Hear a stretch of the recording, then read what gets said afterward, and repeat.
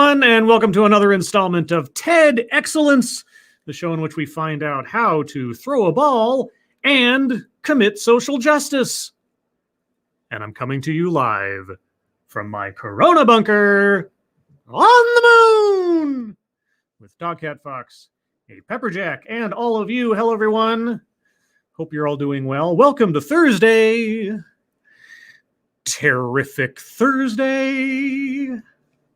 Hope everyone's doing well. Hope everyone's staying warm if you can. Hope so. Fingers crossed.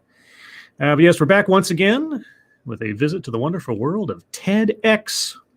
I pulled this one from a little bit further back in time than I usually do. I try to get TEDx's that are relatively fresh.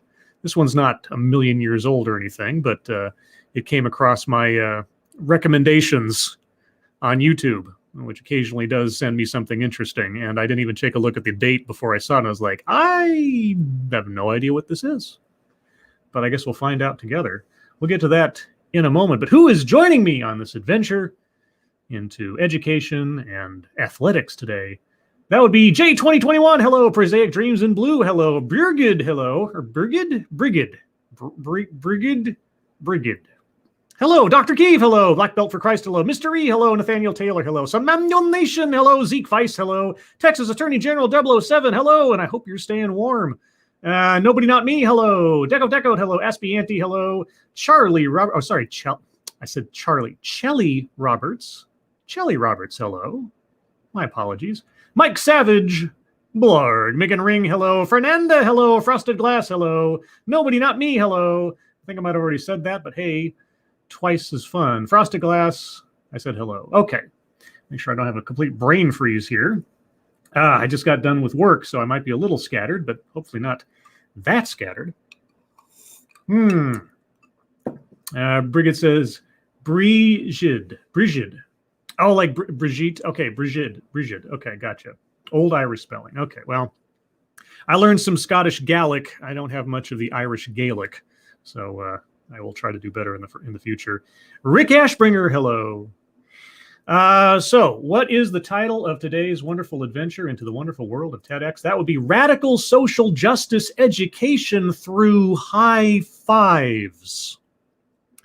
Radical Social Justice Education Through High Fives. And the only reason I bring up athletics is because in the blurb for the video, it mentions something about athletics. I haven't watched this, so I don't know where we go with that notion, but I suppose we'll find out. That one, Servant of Satania, hello. Ebony Williams, hello. All right, then. So, for your reference, today's bingo card is bingo card A. A as in Aurora. So the link to the bingo cards is in the description below. Get your bingo card ready, and we'll see if we can fill one out. This talk clocks in just under 12 minutes at 11:45. So per usual, I will start off with a few seconds for sound test. You guys tell me if you can hear it, and then we will begin. I have a favor to ask you. She has a favor to ask us. You hear that? She has a favor to ask us. All right. Let's see. Matt Barnes, hello. So you guys let me know if you hear that one. I'm usually fairly well assured now that I don't have to do a sound test, but it's become sort of, I don't know, tradition. So let me start doing my rendition of Fiddler on the Roof. I hear it, says some emulation. Megan Ring says sounds good. And all right. Well then, she has a favor to ask us. And what favor might that be? I want you to turn to your neighbor. Uh-huh. Someone you don't know. Oh. This is going to be awkward. Uh-huh. And you're going to give them the biggest high five known to man. You want me to physically assault a stranger? Okay. On my count. Ready? 1, 2, 3. Yes. Oh, that's cute. Oh, boom. I love it. Oh, she stepped off the circle. Oh my God. I think that means she loses the match. If this were a sumo wrestling or something. I grew up playing sports. Okay. I was that musty kid that you saw playing around with the twigs and berries in their hair that you would say, what have you been doing all day? Twigs and berries could mean something completely different depending on what part of the world you're in, but okay. That was me. Mm-hmm. I loved playing sports. Yes. I ran track. I played soccer. Yes. I did everything possible. Okay. So one day, I look, and kitty corner to my house was a rec center. Okay, well, back to the bingo card real quick. We have childhood or family anecdote. So, free space on the board. And where is it on this one? I keep forgetting where they go. There, childhood or family anecdote. All right. We have 2 squares on the board. Let's continue. All right, so you have a rec center or kitty corner from your house.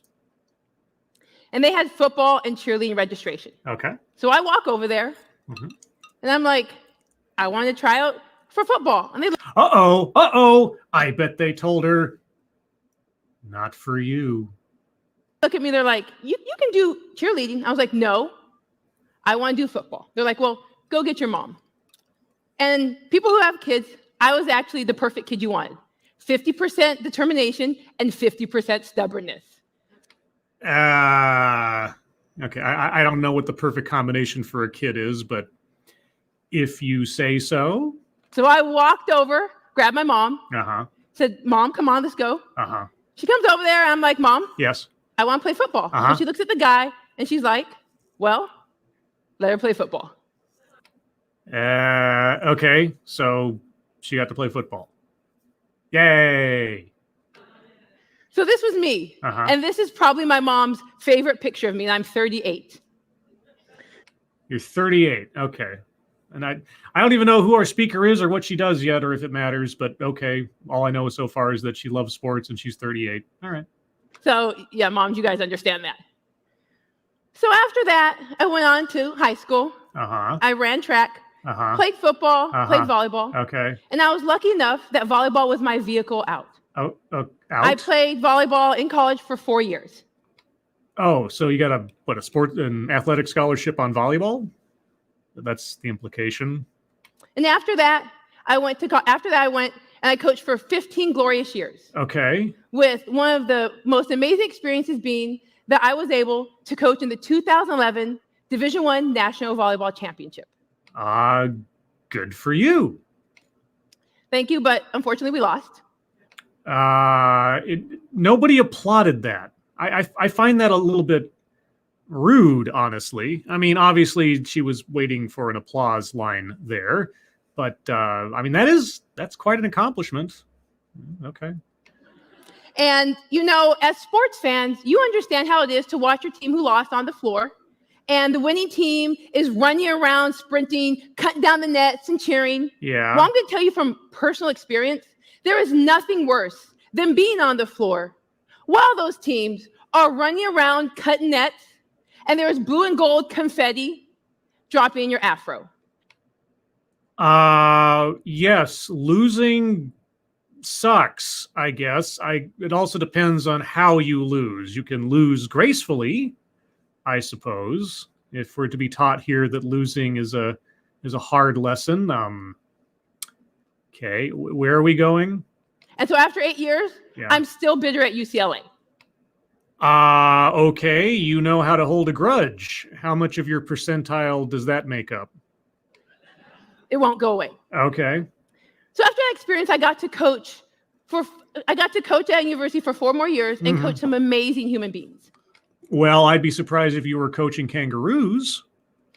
And during that time, I started to listen and hearing the intersection of race and athletics. Okay. The intersection of race and athletics. There was a time where intersectionality or something to that effect, I believe, was on the bingo card. It has been removed in various iterations since then, but I reflexively looked over for intersectionality, but it's not there. So, okay. The intersection of race and athletics. Do tell. So I was born in Canada. I was raised for the first 10 years undocumented in Arizona. Okay. Wait, undocumented wait, you're an illegal Canadian immigrant?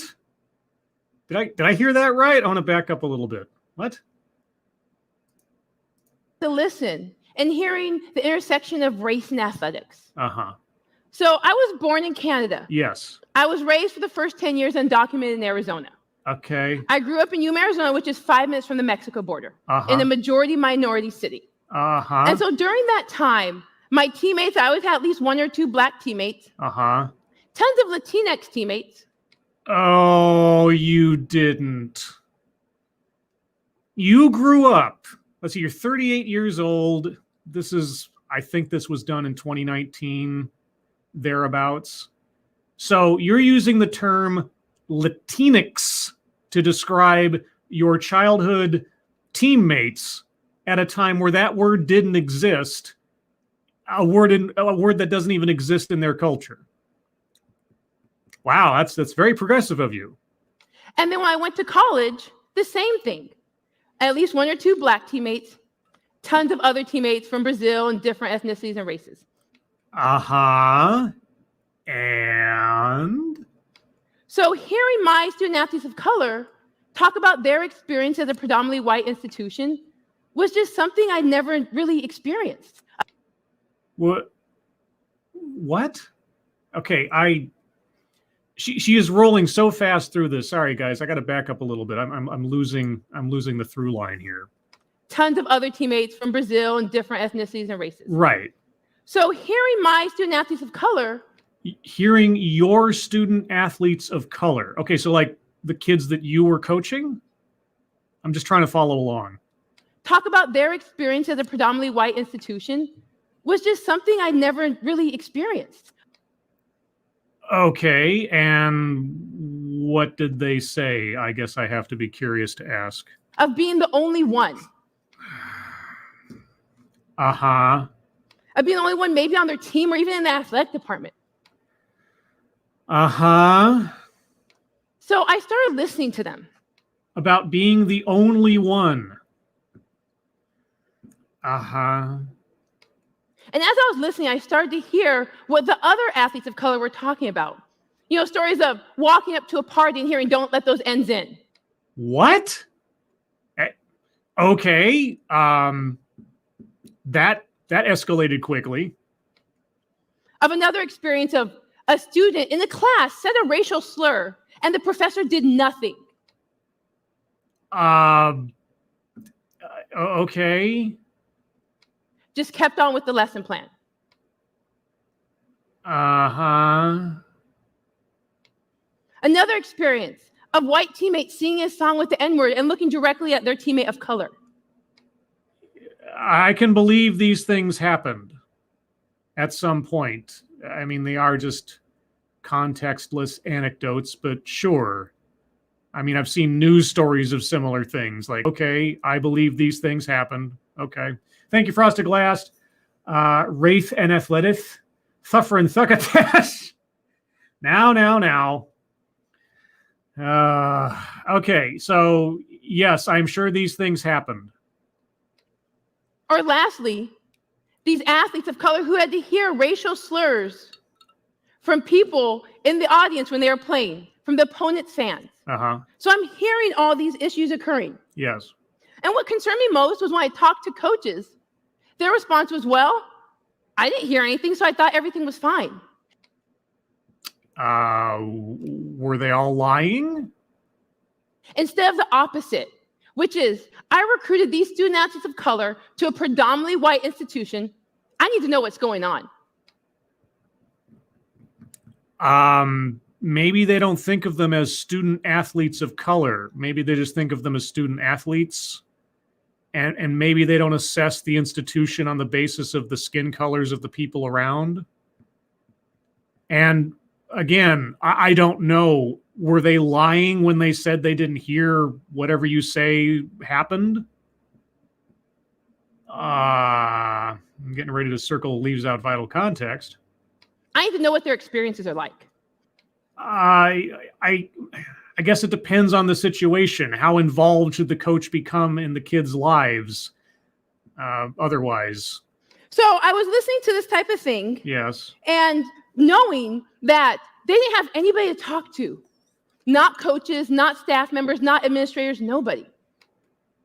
Well, they were talking to you. So at no point did they ever relay any of these stories to anybody else. They only relayed them to you. Why? Why were you so special? Or conversely, what was preventing them from talking to anyone else about it? And so I did what any normal person would do, right? I quit my career of 15 years. What? So wait, let me just make sure I understand this. You spent 15 years coaching volleyball. You made it your career, as you say. And then all of the sudden, after 15 years of coaching volleyball, some number of your students who happen to be students of color tell you of incidents where people used bad words around them, and consequently you quit your career of 15 years. I'm assuming your rational person thing was a joke. I want to back up just a couple seconds so I can hear that again, because that escalated quickly. I was listening to this type of thing. Yeah. And knowing that they didn't have anybody to talk to. Not coaches, not staff members, not administrators, nobody. And so I did what any normal person would do, right? I quit my career of 15 years. That's normal. And I told my mom, and she was like, but you don't have a job. I'm like, I know. I'm so excited to be unemployed. I quit my job. I sent myself off into the unemployment line over my students not having anybody to talk to about hearing and or being the subject of bad words thrown at them. And this is the first time I've ever heard of such things occurring at sporting events and or to students in 15 years of professional coaching and however many years elsewise I've been alive as a person. Really, it took your entire growing up and 15 years into your career to make the revelation that there are assholes in the world. I gotta say, I'm a bit flummoxed at the moment. I'm a bit confused. I'm gonna go over to the bingo card real quick and just do a quick summary or review. Collectivize his own demographic. Now she's spoken specifically about her experiences and her students, so we haven't gotten there yet. Systemic institutional, she hasn't said that yet. Equity, no. Diversity and inclusion, no, but we might get there. Plays victim, no, she hasn't really played the victim at all yet. I mean, she tried out for football and she got into football and she's, maybe she victimized herself by quitting her job, but microaggressions, unconscious bias, not yet. Privilege, no. Contradicts own pointer argument.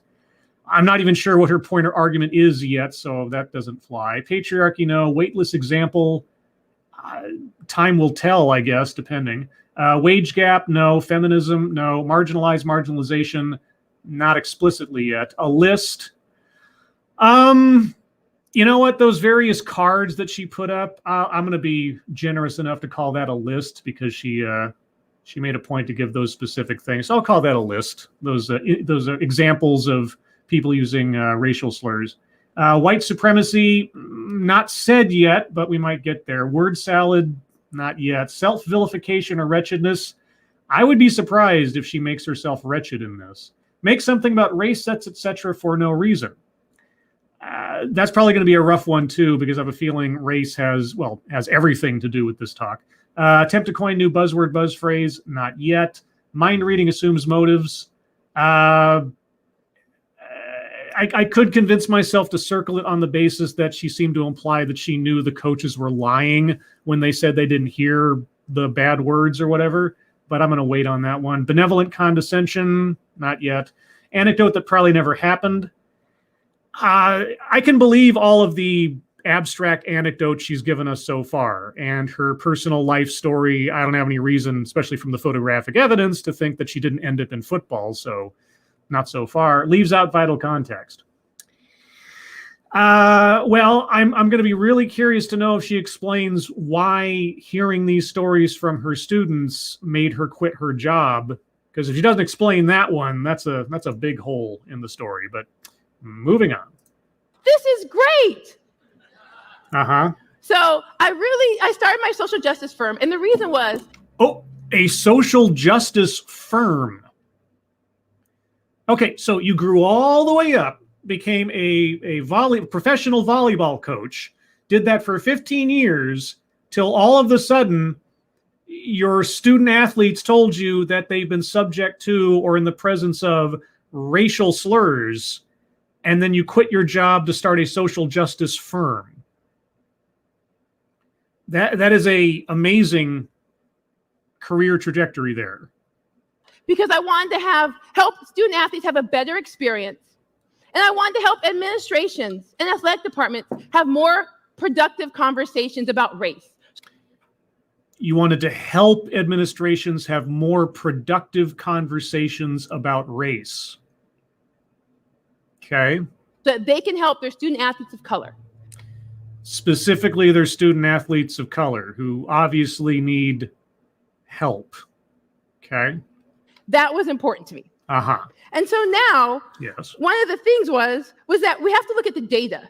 Uh-huh. Why was it so tough for these student athletes of color to talk to coaches, staff members, administrators? I'm taking your word for it that it was, because your sample size seemed to be your students specifically. But okay, why was it so difficult? In the 2011 Sport, Race, and Gender Report. Sport, Race, and Gender Report. Uh-huh. By Dr. Richard Labchek. Richard Labchek. So one guy, okay. He came out with this data across Division I through Division III. Okay. For male sport coaches, yes, 88.6 of them are white. Oh, okay. So all of your student athletes of color are racist. They won't talk to a white coach. Or alternately, 88.6% of male coaches are racist and will ignore anything dealing with racial epithets or slurs thrown at their teams. I mean, I'm assuming that's where we're going one way or the other. I'm guessing more likely it's that all the coaches are racist, right? For female sport coaches, 87.4% are white. Well, I guess there's only one solution to that, if that's the problem. But I'll wait for you to say it. For athletic directors, Division I through III, 88.9% are white. Uh-huh. And how do you propose to solve this problem? Associate and assistant athletic directors, 88.7% white. Oh my gosh. And then lastly, the sport information directors. These are the people that control the message and the media for our athletes and athletes of color. Sports information director. I'll confess I've never heard of such a position, but then I'm not exactly a sports nut, but okay. Well, what are they? 94.5% white. Oh my God, what a scandal. How will we ever survive with these percentages? What can we do? What do you propose we do to solve this problem? So we have to think about this. I'm thinking about it a lot right now. I'm curious to know what your thoughts are on the racial problem and how you might solve it. Especially when we're seeing that there are some sports that student athletes of color are over 50%. Okay, for those of you listening at home, there's a slide up. Total number of student athletes of color in Division I men's basketball, 73.1%. Okay, so wait. If the player population is of one race, then the coach has to be that race? What's the argument? It's so bad that in Division III, there are more women coaching men's sports than there are African American men coaching male sports.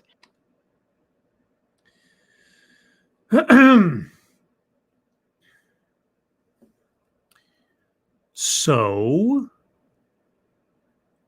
what? And there ain't a lot of women coaching male sports. I'll tell you that. So think of those numbers. I'm thinking a lot about those numbers. You've cited this as a problem. I cannot wait to hear your proposal for a solution. And so the most amazing thing about athletics is that it's literally a diversity cauldron. Oh, diversity and inclusion, or inclusion, we have it on the board. A diversity cauldron. Well, then, isn't that, if it's amazing that athletics are a diversity cauldron, why are you complaining about skin colors? You have people that they're playing with that they would have never played with before. No. Sorry. Did you say people? You mean people like individuals or something? I'm sorry. You can't make that move now. You have reduced everyone down to skin colors.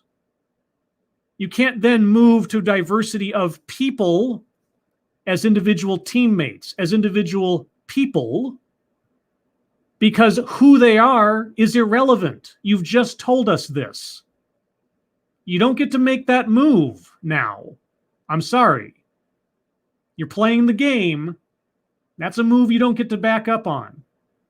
But okay, proceed. If it wasn't for athletics, people from different races, ethnicities, religions. You didn't bring up any of those things. None of those things are important. The problem, as you cite it, is the percentages of skin colors. You need to describe how that is a problem. Because implicitly, by your own story, the reason that your student athletes of color were not speaking about their problems to coaches and administrators and so on is because they are all white. Now, you didn't say that. You didn't say this is the reason why they would not talk to these people. You didn't say it exactly that way, but you did lead in from that question to your answer of the percentages. So, are the students racist? Or do the students believe the administrators are racist? Or are the administrators racist? Or do you believe the administrators are all racist? Which of these scenarios holds true in your mind? You have to connect the dots here, and you're not doing so. And now you're trying to dodge the very point you started to make by adding in a whole bunch of other aspects that have nothing to do with the percentages you showed. Well, why don't you show us the percentages of religious diversity in coaches? You're going to show us those percentages, right? Or the ethnic diversity in coaches. You're going to show us those percentages, right? I mean, now that you've said them, those are going to become something you'll bring up, correct? Socioeconomic statuses. Oh, social economic stat. Oh, so now we're going to go into class. Oh, you want to go class differences? Oh, great. Well, tell us about the net worth, the average net worth of all the coaches and all the administrators. And then where are you going? Family structures. Family structures. Oh, so now you're going to count how many parents are in the household? Okay. This is why it's amazing to do social justice within athletics. What? Okay. What does it mean to do social justice in athletics? What does any of this have to do with the racial makeup of coaches, administrators, and/or players? We're 7 minutes into this. You just have just under 5 minutes left. So better hurry up. Because also, you're going to be doing this work with people that you consider family. People you would literally run through the wall. That these athletes are putting their body on the line for day in and day out. And even though that may or may not be the case, but let's say it is for the sake of argument, those players still feel so uncomfortable about what's been happening around them that they can't go to their coach to talk about it, even if that coach is of a different race than they are? Because that's what you are implying. And so one of the cool things about doing it with your family is that we can work on vulnerability. What? Empathy. What? Understanding. What? So what people coming to sports teams inherently lack empathy? Well, they're all psychopaths or something? Or sociopaths? What? Giving the ability to make mistakes, sometimes big ones. What? Because you're within family. What? What? Okay, call me a revolutionary or something, but learning from your mistakes and or making mistakes, having understanding for other people, having empathy, so on and so forth.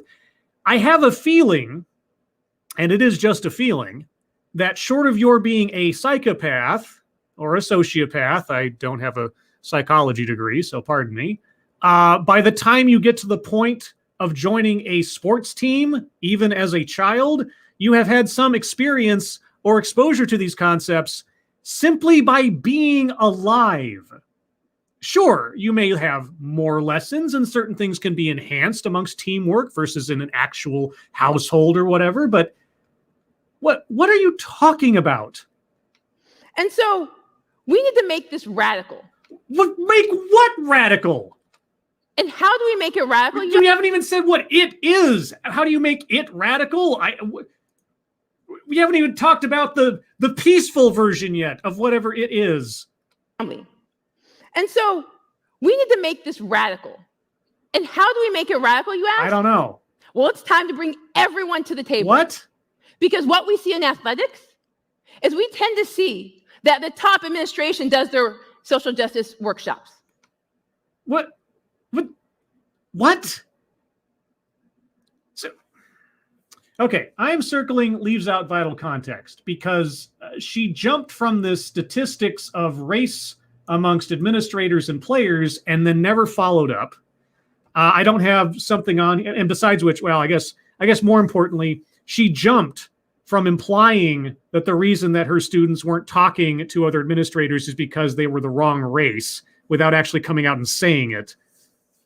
Yeah, okay.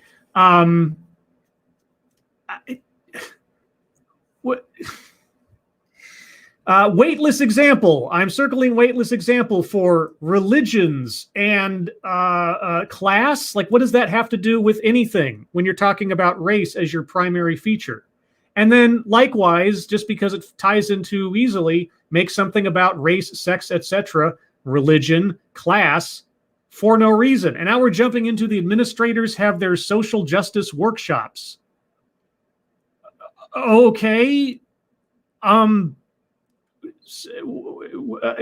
Is this going to lead us into how we're going to solve the problem for the white percentile?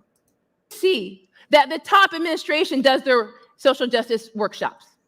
The staff and coaches do their workshop. And then the student athletes do their workshop. And where's the bulk of the work go to? The student athletes. What? The work of what? What are you talking about? I'm not being obtuse for the sake of being obtuse. You have to tell us what you're talking about. What constitutes, I know I love this phrase, what constitutes the work? And you first have to describe what the problem is. So far, you've just implied a problem with the racial disparities between coaching staff and players. Okay, well, if that's a problem, what's the solution? But now you're disparaging social justice workshops, which I don't even know what that means, without telling us what they are that you're disparaging. And then the work that the students have to do as compared to the administrators without telling us what the work is. But understand that just because I'm using athletics as my foundation, this is also happening in K through 12. What is happening? What is happening? What was a minute or two cut out of this presentation? I've completely, I don't know where we are. I don't know what she is talking about. Did she get a card out of order in her note cards? Because, okay, I'm going to be, for the sake of time, I'm not going to be asking this question directly and looking for answers, but after this is over, chat, I really need to know, did I miss something here?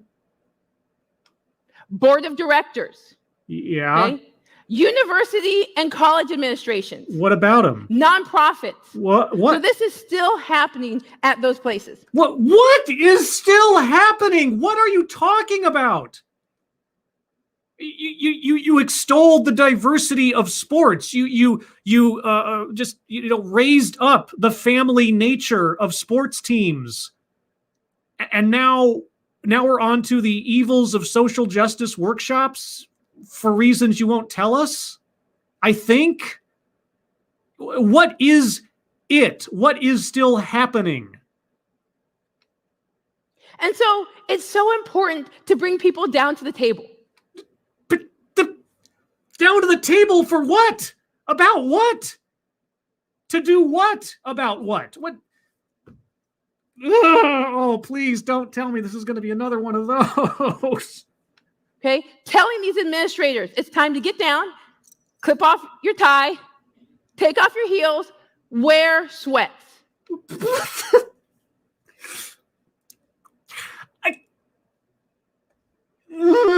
Because if you come in a power suit, it makes a power dynamic. What? What is that? What the fuck is that? Okay, I'm calling it here.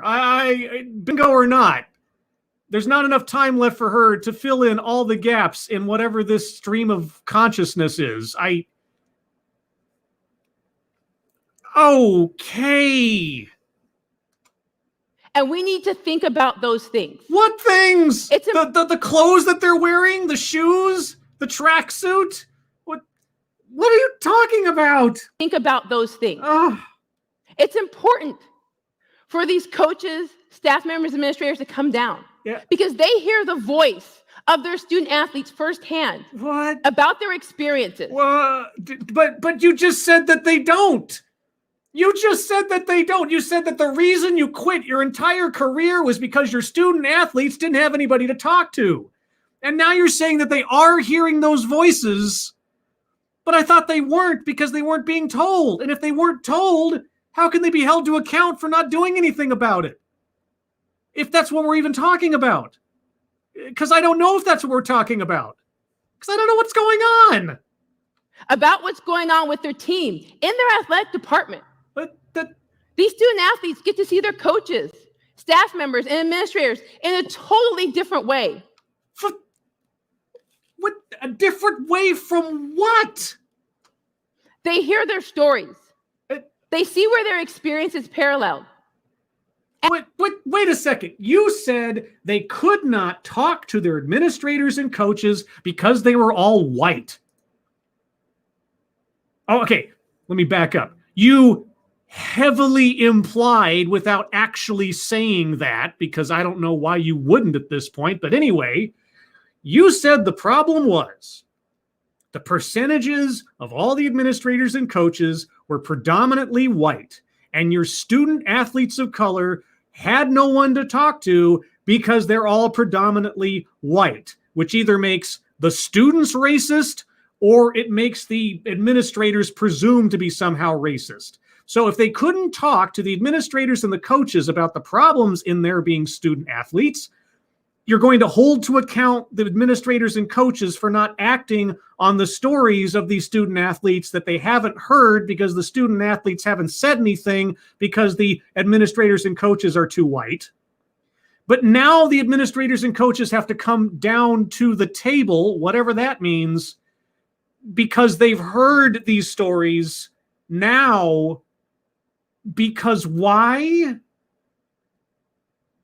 Have I got that somewhat correct? Experience is parallel.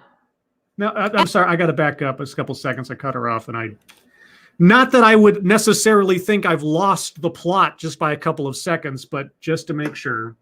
Student athletes get to see their coaches, staff members, and administrators in a totally different way. They hear their stories. They see where their experience is paralleled. And they get to see their humanity.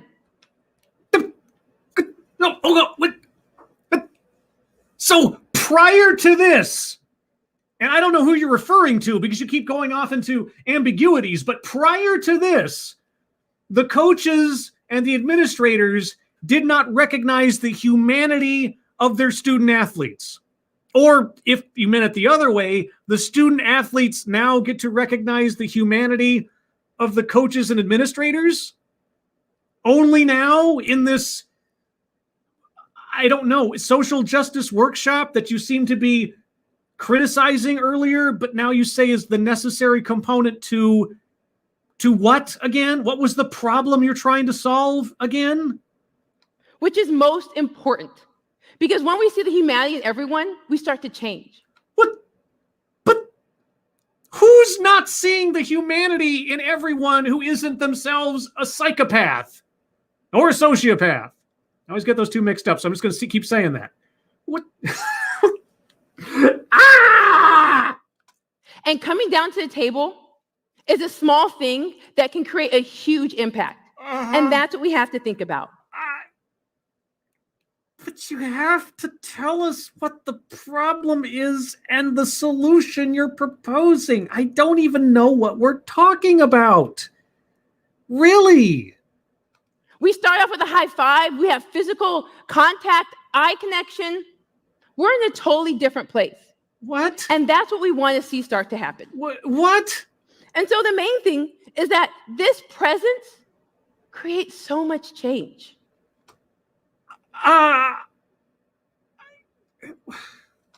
And so we have to just keep that in mind whenever we do things. When we do social justice, when we do anything. What is doing social justice? Okay, I know. I'm not going to give any answers at this point. There are going to be no answers on offer. I get it, but I'm not going to stop asking the questions. What do you mean by doing social justice? What is the it that is being solved for here? What is the problem as you see it? Because everything so far has been abstract at best, ambiguous otherwise, and completely disconnected one to another.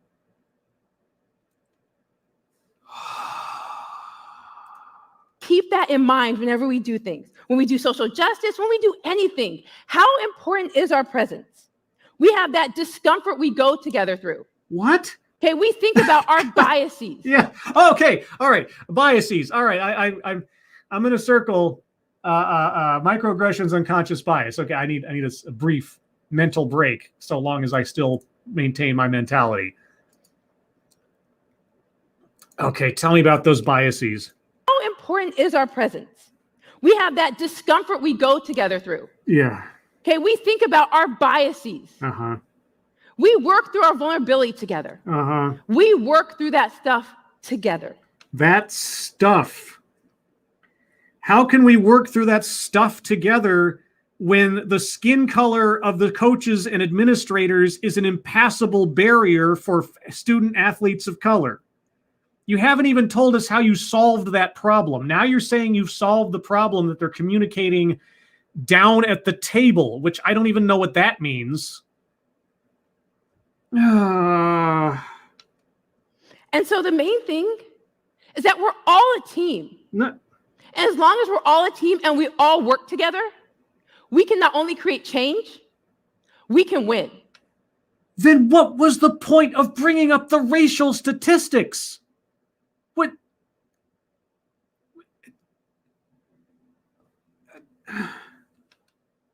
And so now, I give you all homework. Oh, God. Because we're at university. So you get homework today. Oh, Lord. So the first thing is, ask yourself, how important is my presence at the table? What table? What table? Under what context? What are you talking about? How important is my boss's presence at the table? My administration's presence at the table. What? How important is that? To what end? What is the problem you are attempting to solve for? It seemed like you were saying the problem was the number of white people in administrative or coaching positions. So obviously their mere presence is the problem. Or have I completely misunderstood you? Which I know might seem like a shocking question to ask. Number 2, stop reading all the leadership books. What? Exchange it for an equity book. Okay, equity book. Forget leadership. Take up an equity book. Right, because equity, as I've unfortunately had to learn over and over again, means equality of outcome. So instead of a leadership book, pick up an equity book. Also, for those of you listening at home, on the slide is also, here's the bullet point. Exchange a leadership book for a book on equity, anti-racist work, or diversity. And in this way, you're going to solve for the racial problem? A book on anti-racism, a book on racist thoughts. Really change the books you read. What? Okay. I know, I'm just dragging this out at this point. Possible problems that she is attempting to solve for here. A, people in the audience of a sports game, various students or something, using racial slurs. That seemed to be her opening problem. And then it was the students couldn't go to anyone to tell these stories or to let anyone know that these things happened because everybody in a position of authority was white. So that's the second problem. So first you have racial slurs. Secondly, you have too many white people. And then we get a bunch of nonsense, and now we're to the homework, which is supposed to solve for the problems we've had articulated to us.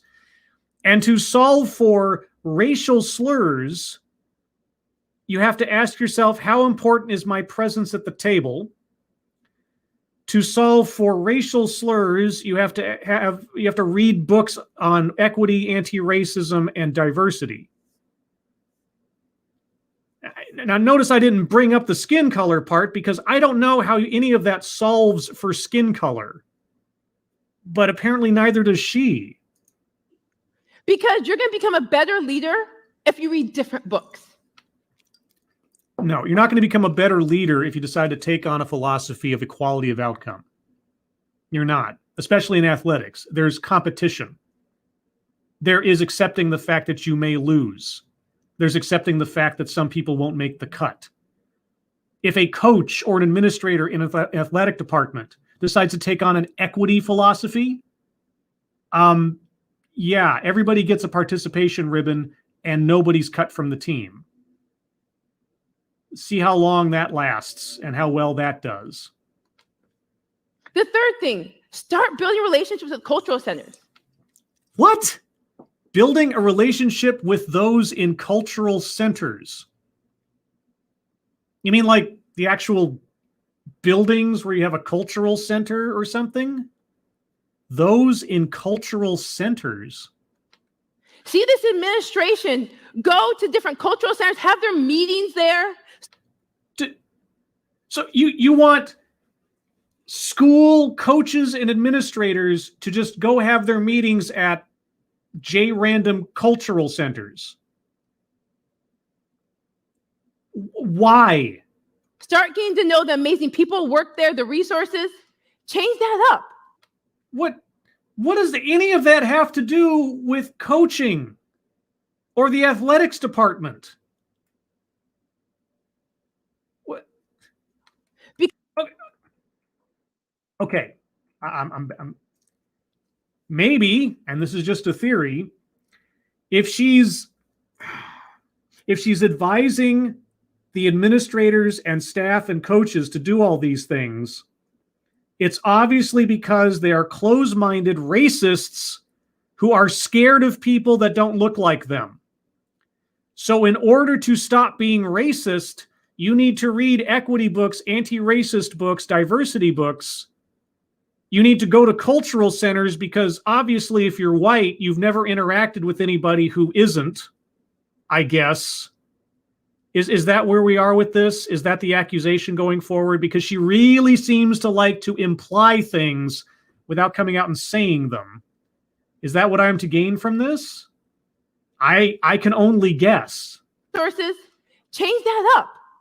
Because the cultural centers are such an invaluable resource many people don't use, especially in athletic administrations. You mean especially amongst white people?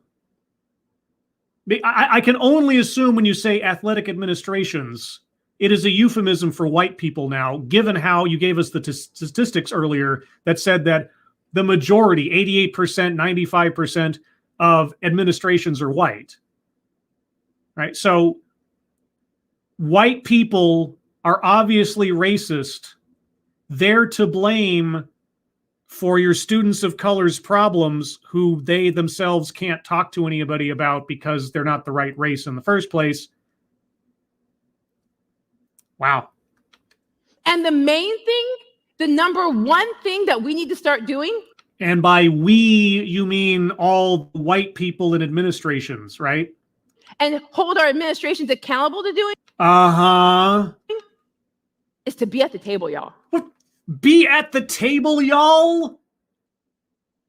You told us the students were not communicating with the administration, that the students were choosing not to report the things happening to or around them because everyone was white.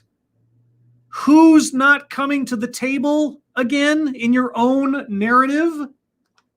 That's the most important thing. So we started with the high five, and we're going to end with one. Oh, so look at another neighbor, someone you don't know. Oh. On the count of three, you're going to give them a massive high five. Ready? Uh-huh. 1, 2, 3. Thank you.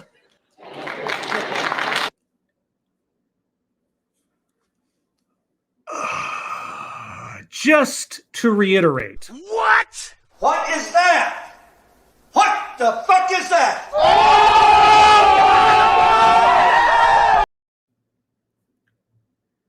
I have absolutely no qualms about hitting the button on that one. I don't know what to say. I don't know what more I could say that I haven't already either said or incoherently grunted the way through this. Okay, going back to the bingo card. Let me pull that up real quick. I'm going to do one more review of it before going to your guys' suggestions, if there are any. No, I haven't circled it all the way yet. We'll get to that at the end, but here's where I am currently. Oh, I need to shrink the screen a little bit. My apologies. 1 second here. That's good enough. Okay. So, collectivizes own demographic. Yes, I'm going to circle that one because if for no other reason than talking about the obvious monolith experiences of students of color, etc. Systemic institutional. Well, she talked about administrations. She talked about the coaches. She talked about the staff. She talked about how they need to do this, and this is all, et cetera, et cetera. So, yeah.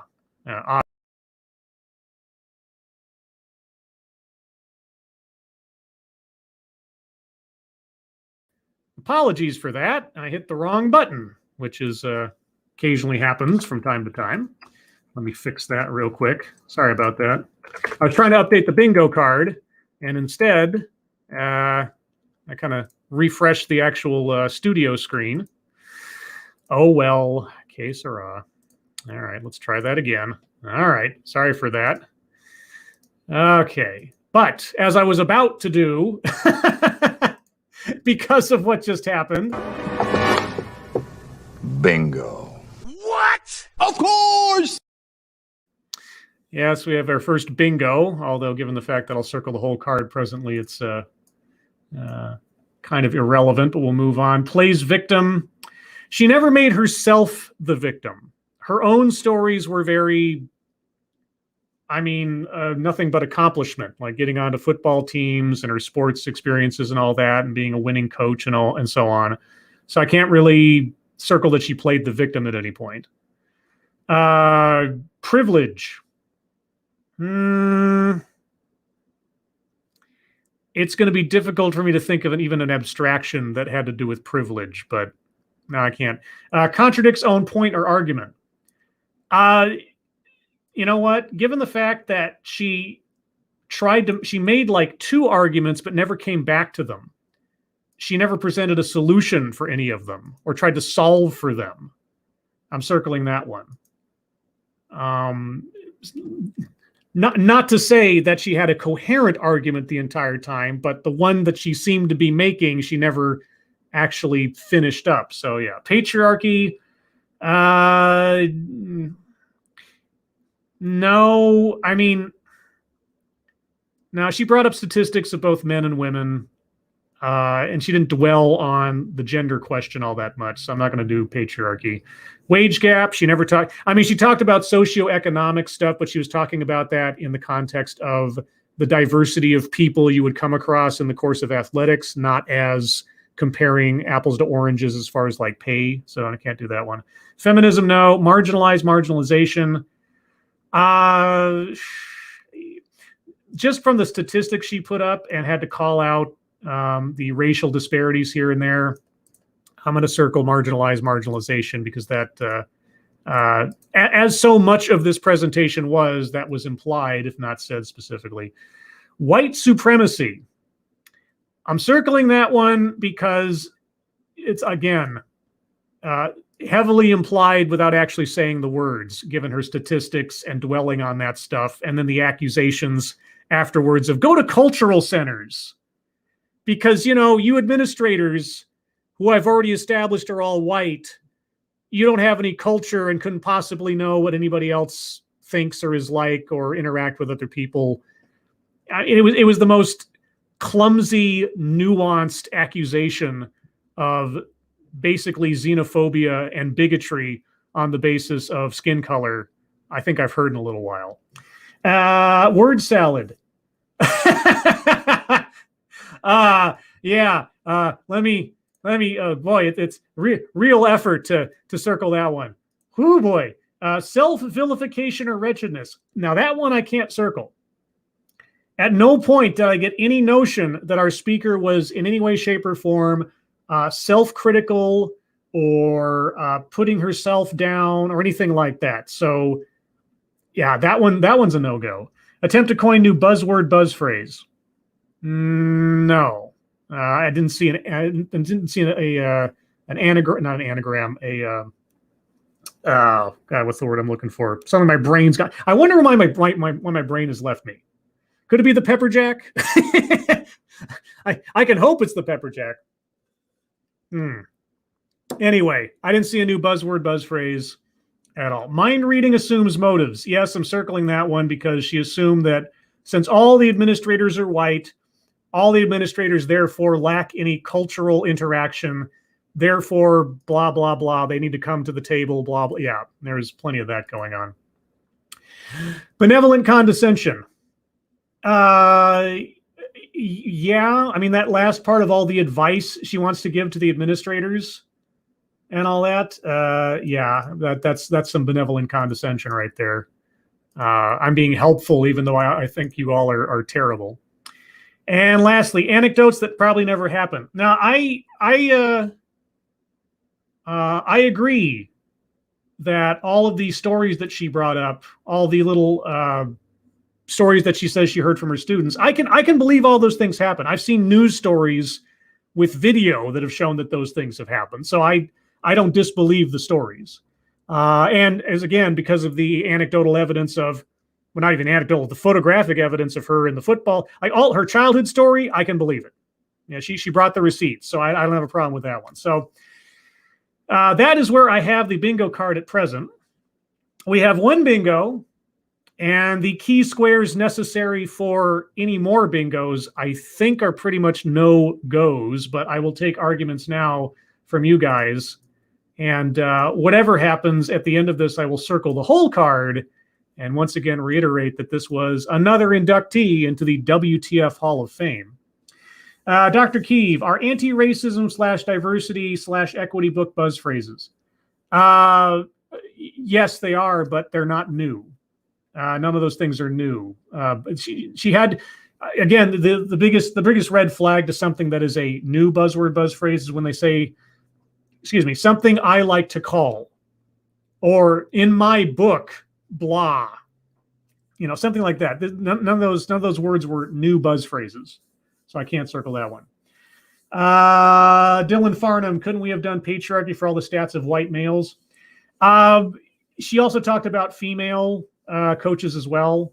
So it wasn't specifically about one gender. And she didn't dwell much at all on a single gender for any particular point she was making. So neither feminism or patriarchy makes a whole lot of sense as arguments within the talk. If she had been more disparaging towards men specifically or something, maybe patriarchy. If she brought up something like, we need more women in these roles or something. She did talk about women coaching men, which doesn't happen very often, but that's a little nebulous. So I don't really feel like that one fits. Mystery, I don't believe the anecdote she claimed actually happened. Do I believe they happened? Yes, she didn't elaborate. Well, that's the problem, is that in the absence of more information, do they sound incredible? No. So do I believe that her students actually told her those stories? I don't have enough information to say they didn't. So I don't have enough information to say they probably didn't. So I can't circle that one. Let's see. Assassin of the Gray. Scarlet, will there be a Hugh White devil alert square? No, not really. I mean, the white supremacy on there, or make something about race for no reason, that kind of stuff, it's kind of already there. Some emulation. She said athletes of color so many times is almost like she was trying to popularize the phrase. No, I didn't get that so much as she had to make the point that she was talking about people who weren't white. I mean, her message, without actually coming out and being explicit about it, which I guess gives her some sort of rhetorical escape hatch, is that she never got very specific about what she was intending to say. She just let the empty space in between points fill in the gaps. God of the gaps theory of statistical analysis. Here's a disparity statistically between two demographics. See that disparity? That's a problem. And then move on. Without explaining what the problem is. That method of quote unquote argumentation she relied upon over and over and over again. Just letting the audience's imaginations do the work of making the argument for her. Didn't work, but there you go. Let's see. Frosted Glass, Scribelite, racism being such a problem, she had to quit her job equals plays victim. No, because it sounded more like, and you'll forgive me if I think this, it sounded more like she was inspired. It sounded more like that those stories inspired her to attempt to solve the problem. And so she started her social justice firm. That didn't sound like playing a victim. And obviously, when she relayed how she broke the news to her mother, she didn't feel like she was playing a victim there. So I don't think that's how that story played out to me. So I don't see plays victim. Let's see. Dr. Key, Scribelight. Also, does this surpass Chromosome Lady? It's if it's not a direct contender, it's definitely probably second place. I mean, truth be told, I'd have to review the other WTF Hall of Fame inductees, but I don't know that I want to subject myself to that for a full review. So I'm going to say at worst, it's in second place, because I don't think I've had that many what are you talking about, what as often as this one, at least since Chromosome Lady. So yeah. Frosted Glass Scarblight, too many male coaches equals patriarchy.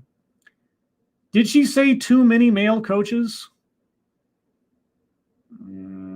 Okay, if she did, I won't doubt it if she did.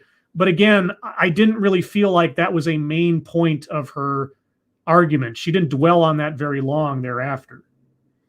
Humble Clay says, I miss Chromosome Lady. Well, you're in luck, Humble Clay, because on my channel, there is a playlist. You have to click on the created playlists link, which, you know, this is something that YouTube never really specifies. If you click on somebody's playlist tab, you're not going to see all of the playlists they've necessarily created. You have to click on that little thing that's a link, that title that says created playlists. Then you will see all of the playlists they've created. Unless somebody set up their channel in a very specific way. Yeah, so anyway, go to my YouTube channel, click on the playlist tab, click on created playlists if it doesn't appear there already, and you will find a TED Excellence WTF Hall of Fame. And I've listed off in order of appearance all of the so far WTF inductees, and you can find Chromosome Lady in the first slot. Dr. Keeve, she might have been the cause of you pressing the wrong button, though. It's possible. See, just as a production note, in order to do these streams the way that I do them, I have to have one tab open for the video, one tab open for the bingo card, and then obviously the control room tab open for, well, running the show. And so when I'm trying to click between them sometimes, you know, muscle memory and rote memorization, I'll bring the arrow up to the refresh button so that the bingo card will refresh, except that for whatever reason, I'm on the control panel. And then I just, you know, it's happened a couple times in the past. I've been pretty good lately, but today was just one of those days.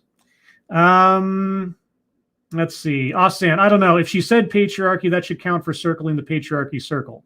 Well, she didn't say patriarchy. Again, at this point, we have only trying to take aggregate information that she gave out and say that it counts for the circle or the square. But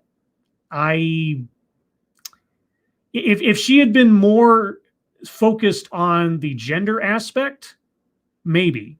But she, after the statistics, she kind of left it. So it didn't really feel like that was a main focus of her argument, if she had one. Her main focus was race, which she quickly abandoned and then just kind of let it sit in the ether. So in any case, guys, I'm going to wrap this up here for my own mental security, if for no other reason.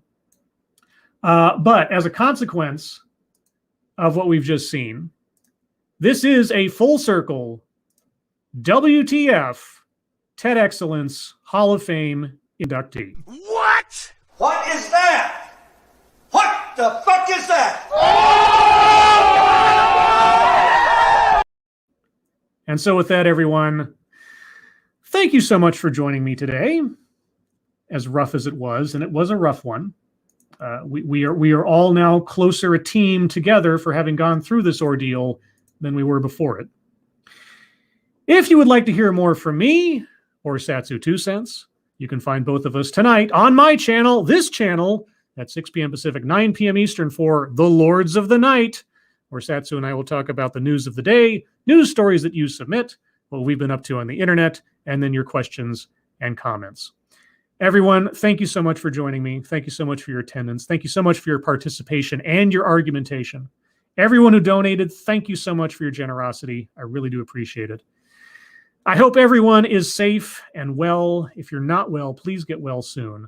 I hope you are all warm. And if you're not warm, I really hope warmth comes to you as quickly as possible in the current situations in different places in the country right now. But as always, guys, thank you for watching, and I'll see you on the next one.